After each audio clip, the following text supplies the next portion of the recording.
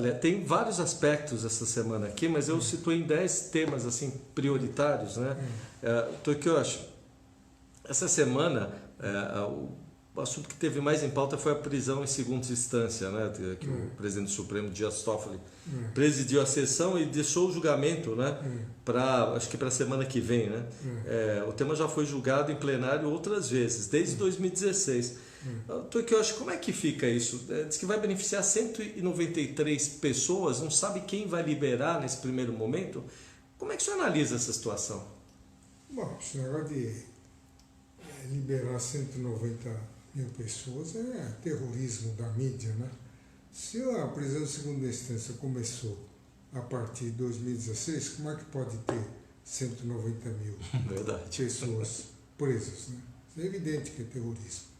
Agora, mas isso não é o problema. O problema é que o Supremo Tribunal Federal diz que vai julgar definitivamente. Ora, a tese foi julgada definitivamente à luz do princípio constitucional da presunção da não culpabilidade. Então, vai julgar definitivamente como? Só porque os ministros que tiveram voto vencido não se conformaram e começaram a confrontar a decisão do plenário através de decisões monocráticas em sentido contrário. Então o plenário vai se reunir novamente para julgar uma coisa que já foi julgada. Não é?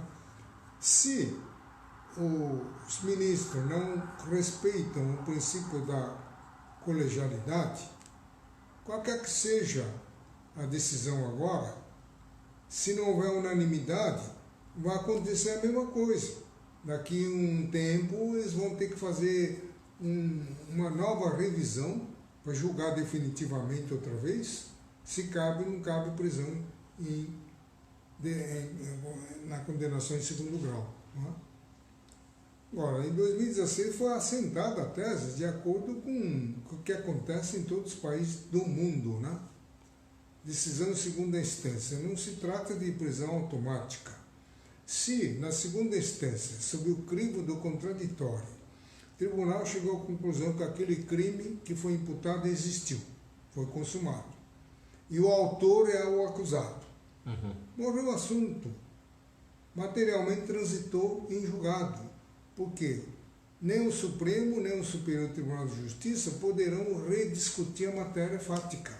Eles vão discutir só a questão de direito, eventual nulidade do processo, desqualificação do crime.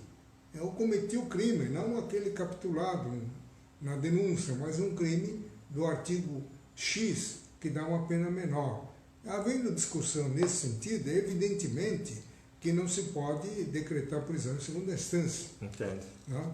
Mas se a matéria é simplesmente fática, praticamente já não há que se falar em efeito modificativo da decisão. O Tribunal Superior não vai rever se ele praticou o crime ou não praticou. Isso não, o que o Tribunal falou está falado.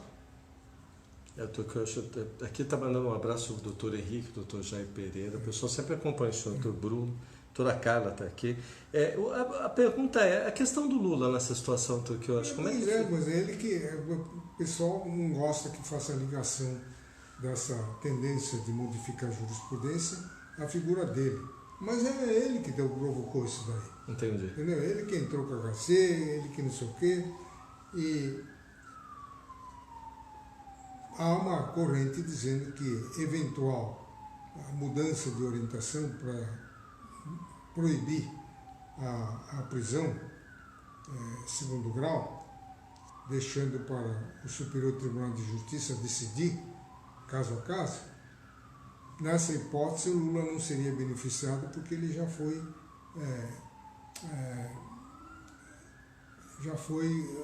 processado, né, perante o Superior, e o Superior negou. Né? Agora, deixa eu perguntar uma coisa para o senhor. Tem se discutido também lá na Câmara dos Deputados em fazer uma alteração constitucional. Isso é pertinente? Isso dá para mexer junto hoje com o Supremo, mexer essa situação? Não? Anteontem? Isso. Não, pode. Pode. Vai sempre ter gente aí que dizer que isso é uma garantia fundamental protegido pela cláusula pétrea, que o Congresso não pode deliberar emenda tendente a abolir esses direitos fundamentais e por aí afora. Mas se pode, por lei ordinária até, isso está atualmente no Código Penal, né? Eu entendo que assim, acho que o combate à criminalidade há de ser feito de uma forma eficaz, sem, evidentemente, violar o direito fundamental, que no caso não estaria violando se, por A mais B, o tribunal reconheceu que o crime existiu e que o autor do crime é o acusado. Ponto final. Então, só para encerrar esse tema, isso não teria nada a ver com a reunião que o presidente pediu um dia antes da reunião com os ministros do Supremo, né, Torquiotti? Diz que a reunião não pautou em cima disso, né? Mas há uma preocupação, até uma briga do partido do presidente, né? Se entra, sai, fica. É a situação complicada que está hoje. Torquiotti, tem uma outra situação essa semana que o pessoal fala que não foi desastre ambiental, mas foi a questão da praia do sítio ali na Bahia, né? O que está acontecendo, né? A Bahia decretou situação de emergência para ajudar os municípios baianos afetados com a mancha, né? Essa mancha de óleo aí que está contaminando o litoral na parte do norte e nordeste do país, né? Diz que tem uma análise da Petrobras que está afirmando, não diz que é 100%, que possivelmente esse óleo tem derivação de país vizinho. Bom, primeira coisa que ele entendeu, Torquiotti, o orçamento federativo ele tem emergência para tratar dessa questão ambiental. E segundo, né, fazer duas perguntas em uma só. Se comprovado que esse óleo teve origem, né, como estão falando, pelos os reagentes da matéria, foi de outro país, tem como se acionar outro país para que eles paguem esse rombo violento que está acontecendo com a costa brasileira? Pô, esse tipo de vazamento de óleo é uma coisa imprevisível. E como é imprevisível, não tem dotação orçamentária para atenuar os males do derramamento de óleo. Então teria que abrir um crédito extraordinário, criar uma nova dotação para isso. Agora, para isso, você tem que alocar verbas, a verba tem que tirar de algum outro lugar. Então, algum ministério, alguma secretaria vai perder o equivalente ao valor necessário para a abertura desse crédito extraordinário. Agora, e segunda questão, se comprovado efetivamente que tem origem na Venezuela, não é? Evidentemente isso pode ser levado ao Tribunal Internacional e pedir a condenação do país vizinho a ressarcir os danos. Mas o que é interessante, até curioso, é que isso não começou hoje nem ontem. Há décadas e décadas que o Brasil está consertando o estrago decorrente de derramamento de óleos no litoral brasileiro. Não é? Se não é praia de Caraguatatuba, é São Sebastião, agora na Bahia, entendeu? Então, evidente que os recursos da Marinha não são suficientes, mas vale a pena fazer um esforço de intensificar a vigilância para prevenir esse tipo de acidente, entre aspas, né? Porque é muita coincidência. Como é que fura o casco do petroleiro, chega navega livremente em qualquer lugar do mundo. Chegou na costa brasileira, o casco se rompe. Não é? É muito esquisito isso daí. Para mim, isso está me parecendo que esses navios petroleiros de bandeira estrangeira vêm aqui para jogar lixo fora, dentro do nosso território. Não é? Mas no passado, o Brasil era importador de lixo, né? Importava pneu inservível, né? Para reprocessar, né? Recauchutar. Isso. Né? O pneu leva 100 anos para se decompor, entendeu? Então, os caras, para se livrar, e o Brasil até pagava para enche de lixo aqui no nosso verdade. país.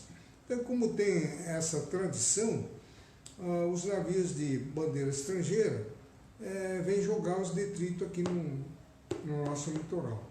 Então, por isso que a Marinha deveria intensificar a vigilância para prevenir esse tipo de derramamento de óleo, né? Que me parece provocado. Porque não é possível, são anos e anos seguidos. Né? Tokiyoshi, dessa área, vamos dizer assim, social, também aconteceu uma situação bem interessante essa semana, uma coisa que eu vi de perto agora. Nessa primeira semana a gente teve um grupo de médicos da Unicamp que fez um tratamento inédito, né? A pessoa chama Vanberto Luiz de Castro, é um senhor de 64 anos, estava com um certo tipo de câncer terminal, fizeram um tratamento à base de terapia genética. E eu fiquei muito feliz em ver tudo isso, porque essa é uma doença que tira a dignidade dos outros. Eu queria entender uma coisa, que eu acho, como esses estudos de tratamento alternativo, eles não estão previstos aí em uma dotação do governo, incentivo e tal.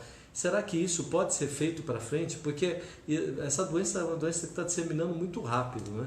Tem isso? Dá para o governo trabalhar com a área jurídica e trazer aí esses estudos para melhorar a situação de quem passa esse tipo de problema na vida, doutor, que eu acho? O Brasil universalizou o direito à saúde. Mas, veja bem, direito à saúde é uma assistência médica básica. Né? O país não comporta verba suficiente para tratamentos sofisticados que envolvem importação de remédios do exterior, equipamentos do exterior, médicos procedentes do exterior, ou fazer uma cirurgia lá no exterior. E alguns conseguem isso via liminar, através de ação judicial. Né? Só que isso diminui a verba do Ministério da Saúde como um todo. Aí como é que fica a população básica? População atendida pelo SUS, como é que fica? Então, verdade. Falta remédio, falta kit de primeiros socorros, existem parturientes jogados no corredor dos hospitais. Né? E, com toda essa carência, alguns são contemplados com medida liminar para fazer um gasto extraordinário que, se repetir várias vezes por ano, pode acabar esvaziando consideravelmente os recursos do SUS, né? E a população, em geral, carente, é que vai ficar prejudicada. Então, aí são confrontos de dois valores. A população em geral com direito à assistência médica básica, o mínimo, para conferir o status de dignidade da pessoa humana, e o outro valor representado pelo direito à assistência médica, ainda que isso extrapole a dotação orçamentária às possibilidades do Tesouro. Não é? Então, esse dilema que o Judiciário tem que sopesar, estudar e verificar se concede ou não, ou adota como regra deferimento de liminar em todos aqueles que vão bater a porta do Judiciário reclamando um tratamento de última geração. Não é? Escutando o senhor falar, que eu acho, fazendo, sem querer fazer uma comparação, mas lembrando, e tem muito da nossa área que sabe que ainda também não era, que o senhor foi procurador do município, o senhor, dentro do ente público, o senhor pensou na época, a questão dos precatórios, que o senhor fez vingar os pagamentos. Por que o ente público, o senhor fez vingar, sendo do ente público ali, estando com o prefeito, na época era o Pita? Por que o ente público, com uma função dessa, não pensa também muito, objetivamente, como o senhor descreveu agora na questão da saúde? O que falta no ente público para ele se imbuir de tratar melhor o povo? Porque o senhor fez um estudo que dá para se entender na saúde. É que desvia muita verba para a atividade meio. A atividade fim, que é a assistência ao necessitado, fica com pouca verba. Entendeu? Na verdade, a Constituição municiou o setor de saúde com verbas fantásticas vincula uma parte da receita corrente líquida do Estado, Distrito Federal, município e da União para o setor de saúde. Então não poderia estar faltando verba e nem poderia estar fazendo contingenciamento de verba no setor de saúde, nem no setor de educação, que igualmente é contemplado com verbas vinculadas constitucionalmente. Entendo. Entendeu? Isso é muito grave. O Brasil é o único que tem isso ou tem outros países? Então não adianta fazer vinculação de receita, porque isso tem que ser incluído na lei orçamentária anual. Entendi. Né? E a lei orçamentária anual, às vezes, é executada às avessas. Né? Ninguém leva a sério a lei orçamentária anual, mesmo porque você não pode fazer uma programação orçamentária, né? E mandar para o Congresso de uma forma realística. Por quê? Porque a lei de diretriz orçamentária que existe para orientar a elaboração da proposta orçamentária, ela é aprovada depois que eu mandei a mensagem da lei orçamentária para o Congresso. Ah, não sabia. Entendeu? Nunca se aprovou uma lei de diretrizes antes do envio da proposta orçamentária. Como é que um orçamento que é destinado a orientar a elaboração de um outro não antecede essa elaboração? Verdade. Entendeu? Então, é claro que vai dar um descompasso. Não é? Então, a proposta orçamentária não vai refletir as metas e prioridades previstas na lei de diretrizes orçamentárias. Por quê? Eu já fiz a proposta orçamentária antes da aprovação da lei de diretrizes. Doutor, que eu acho uma dúvida minha, não vou estender muito, mas quando é proposto orçamento, isso o senhor que me explicou entre a LDO, a LOA, e o ente público, depois aprovado, ele não executa o que está ali, há possibilidade de não executar, por exemplo, tudo que é designado para educação, tudo que é feito de programa para saúde, tudo que é feito para transporte, quando isso não acontece, como é que se reclama essa situação? No último processo de impeachment invocaram isso daí, né? E eu nunca concordei, porque inexecução da dotação orçamentária não há crime de responsabilidade, porque o nosso orçamento, salvo aquelas verbas procedentes de emenda parlamentar, ele não tem natureza impositiva, ela é meramente autorizativa. Ele autoriza você gastar, mas não obriga você a gastar. Entendeu? Então, na prática, através de remanejamento, transfere verba de uma dotação para outra, de um programa para outro, então acaba bagunçando o orçamento original. Entendeu? Começa com a DRU. Você aprovou o orçamento, no dia seguinte está desmontando 30% das dotações do orçamento. Isso é um absurdo. Aí como é que pode contar que isso? Então aqui, o orçamento aqui parece que não passa de uma mera formalidade constitucional. Não reflete a realidade das necessidades da sociedade. O senhor acha que algum dia isso vai ter uma situação mais correta? Porque aí a gente fica meio sem, né, vamos dizer assim, tira o chão às vezes, né? É porque o orçamento não é cumprido que os parlamentares cada vez mais estão aumentando a vinculação, execução obrigatória das emendas parlamentares. Entendi. A última agora é a emenda coletiva, né, da bancada. Né? Isso tem uma execução forçada. Olha, falando em orçamento, teve agora um diagnóstico que eles fizeram, teve um balanço da atuação das Forças Armadas aí no combate às queimadas. Você vê, a mesma coisa que aconteceu, só que aí eles disseram o seguinte, né? Foram aplicados mais de 36 milhões em multas, né? Quer dizer, aí deve ser, né, a legalidade e tal, que vão continuar até outubro.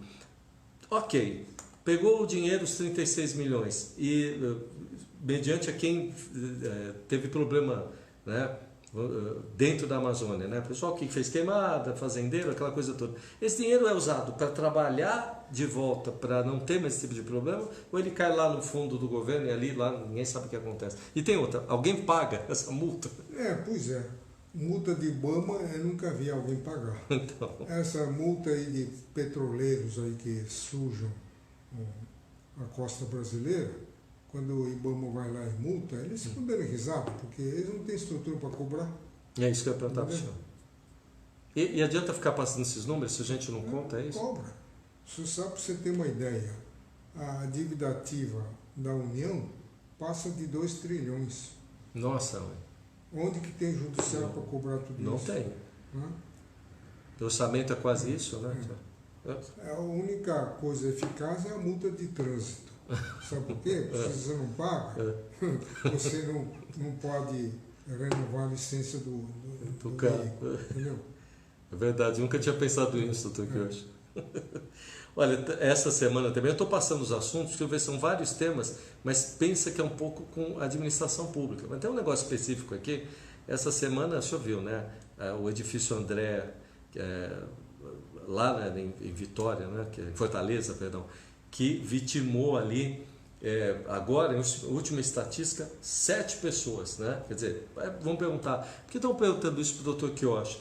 Doutor Kioshi, eu fui fazer um levantamento e diz que lá, principalmente em Fortaleza, é o lugar que mais tem edificação sem ter aval, né? Quer dizer, tem uma circunstância que a prefeitura dá ali só alvará para trabalho. Aí me pergunto o seguinte, se o ente público sabe que tem esses problemas, e ali eram os pilastras que teve um problema, e já teve um desabamento ano passado, né? Teve um problema ano passado, diz que tem mais de 1.700 edificações que estão com problema. Quer dizer, isso não se toma uma atitude da prefeitura para que se resolva isso? Se já está dizendo que existe, né?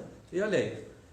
Precisa o MP promover a responsabilidade civil, técnica e criminal.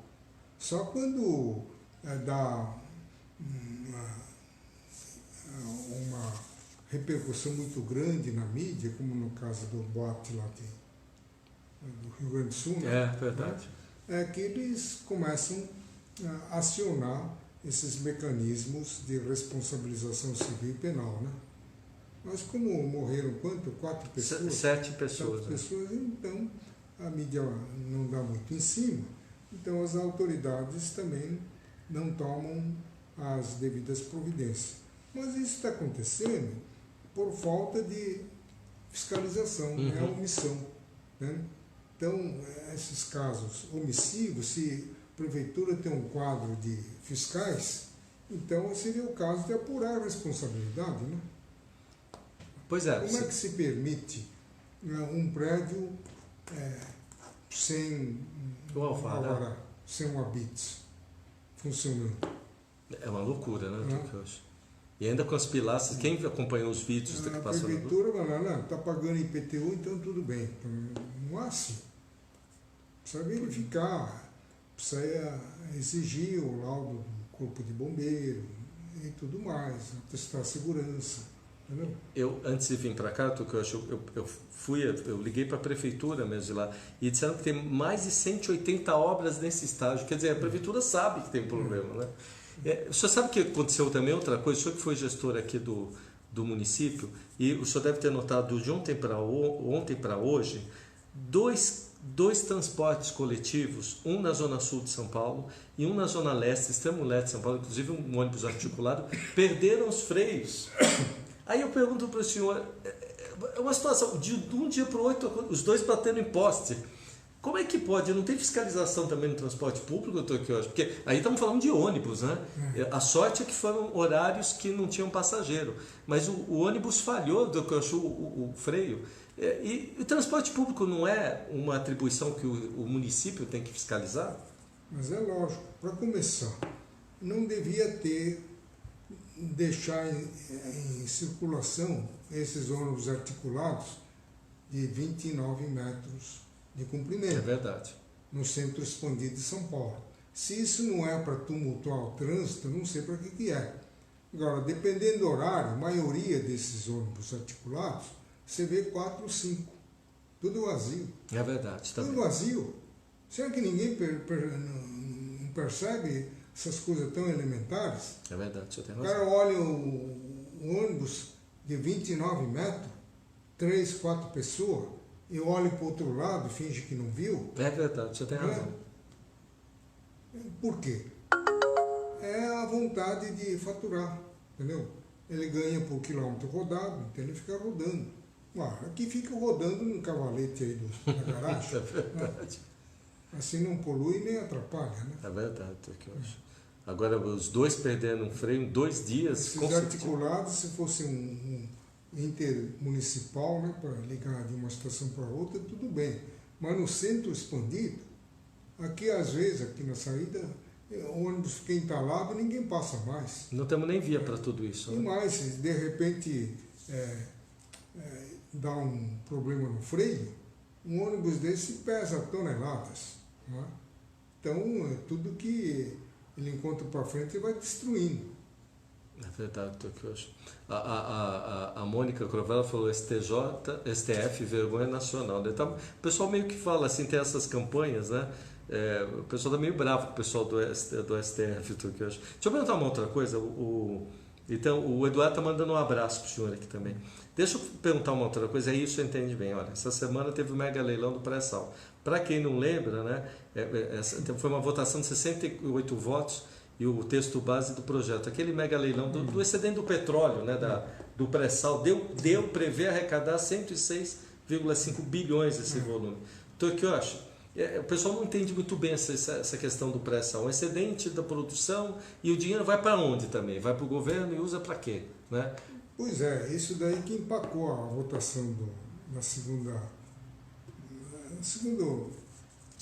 Da chamada, né? Da Previdência, não, da Previdência. Então, os senadores, porque havia uma disputa. A Câmara representando os municípios, onde o povo se concentra, ele queria uma fatia maior no município. O Senado, que representa os estados, queria o contrário. E como o governo não interviu nessa disputa, os senadores resolveram paralisar a votação da Previdência. Depois de ter votado contra, alterando aquilo que a Câmara tinha feito, restabelecendo abono para quem ganha até 2 salários mínimos. Isso diminuiu em 100 milhões a economia que faria em 10 anos. Aí o ministro Paulo Guedes disparou. Cada centavo de prejuízo que acarretar na reforma da Previdência, vou descontar no pré-sal. Aí a coisa esquentou. Falei, é assim, então eles melaram lá, sentaram em cima e falaram que não vão votar. Aí o presidente Bolsonaro fez um acordo e a lei foi aprovada celeremente. Tanto a Câmara como o Senado resolveram dividir 15% cada um, né, os recursos do pré-sal. Então, 15% de 106 bilhões vai dar 10 bilhões e 950 milhões. Isso. Os estados vão receber, os municípios também. Né?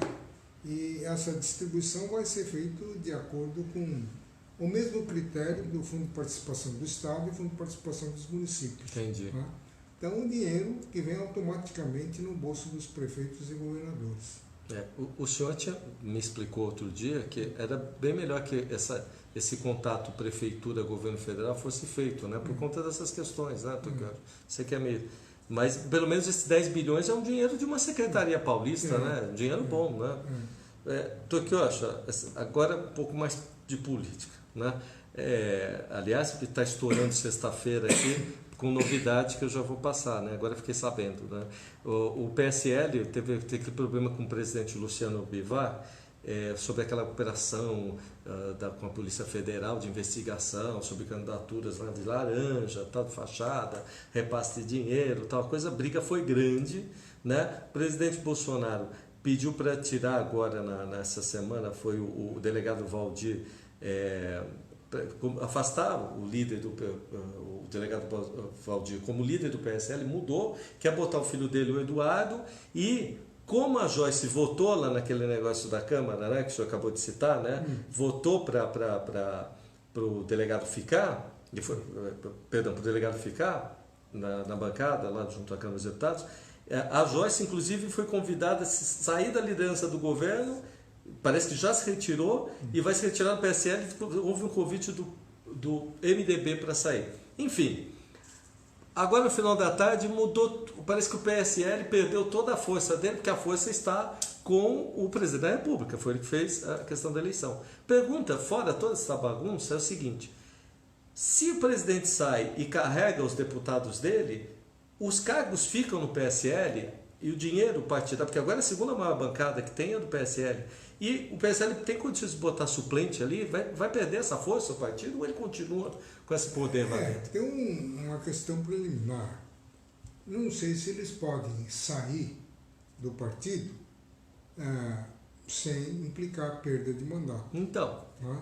Eles perdem o mandato.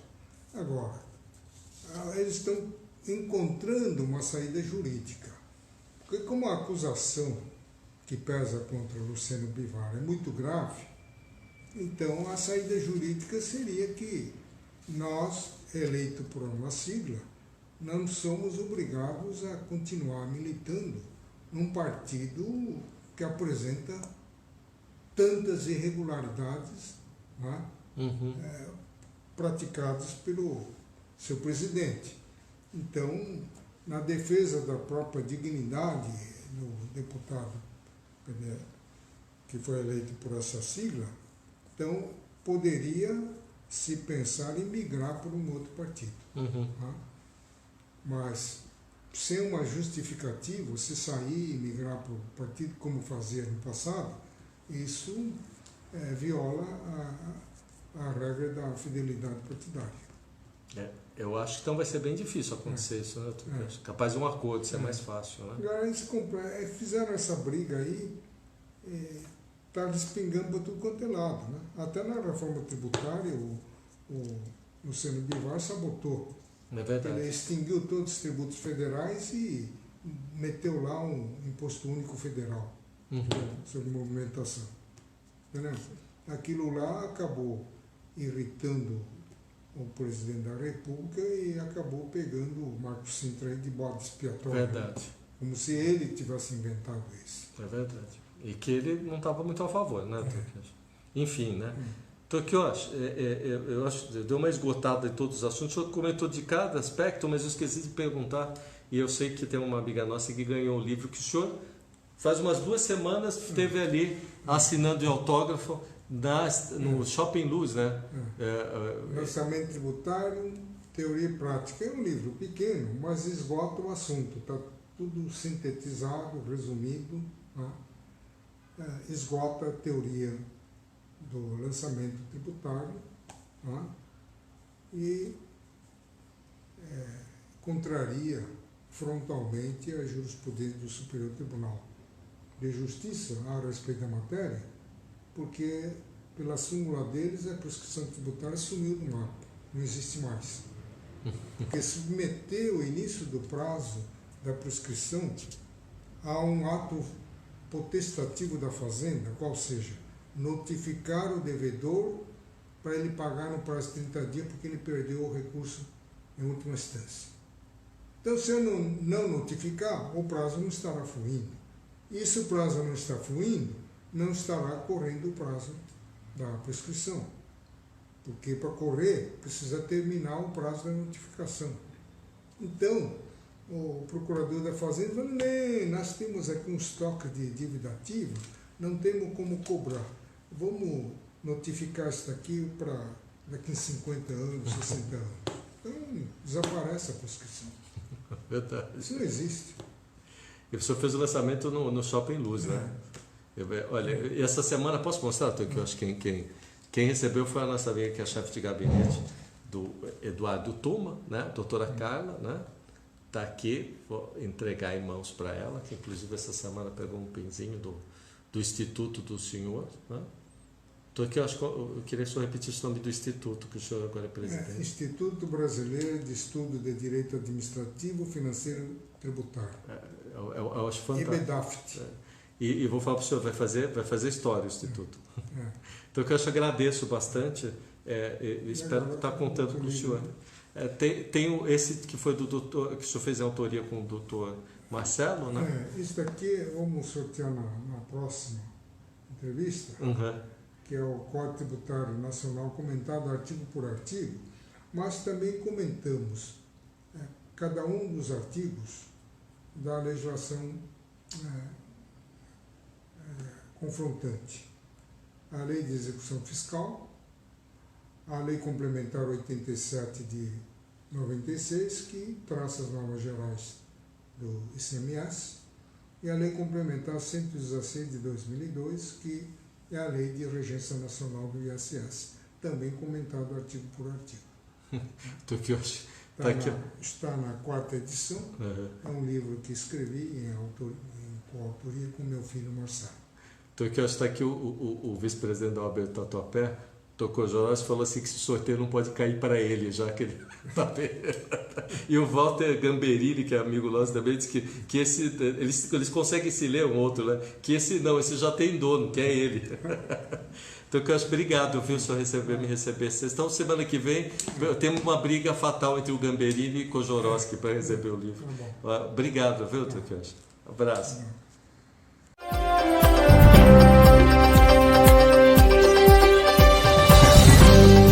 Depois da formatura, na Faculdade de Direito, quem quiser ser juiz presta concurso para a magistratura. Quem quiser ser promotor, para o Ministério Público. Quem quiser ir para a carreira policial como delegado, presta o seu concurso. E quem quiser advogar, presta o exame da OAB, que não tem vagas definidas. Todos, absolutamente todos que prestam poderão ser aprovados desde que demonstrem ter conhecimentos mínimos para ter em suas mãos os valores maiores do cidadão. A honra, a liberdade, a vida do seu cliente estará em suas mãos. Assim, diante do rebaixamento da qualidade de ensino, a OAB estabeleceu o exame de ordem. E este exame é uma proteção para o cidadão. Ele deve continuar.